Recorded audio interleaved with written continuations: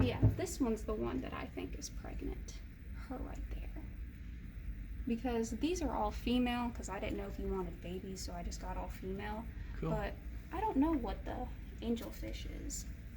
But cool fact about sexing your live-bearing fish, because it doesn't really work the same way for all fish, but with your live-bearing fish, so if you look at the anal fin, which is the furthermost fin on their belly, the females are going to have a fan-shaped tail, or not tail, but fin, whereas the males will actually have a little spike.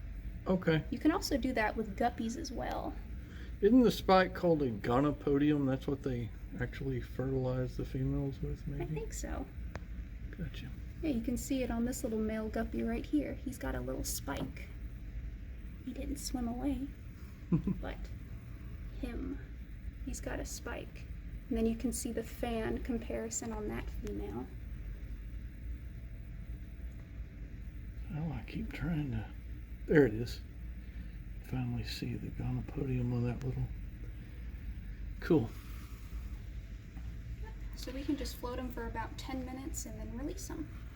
Tell me about this angelfish. Why is it stuck in the corner? It doesn't look happy or something to me. I think he's mad. Interesting. Okay.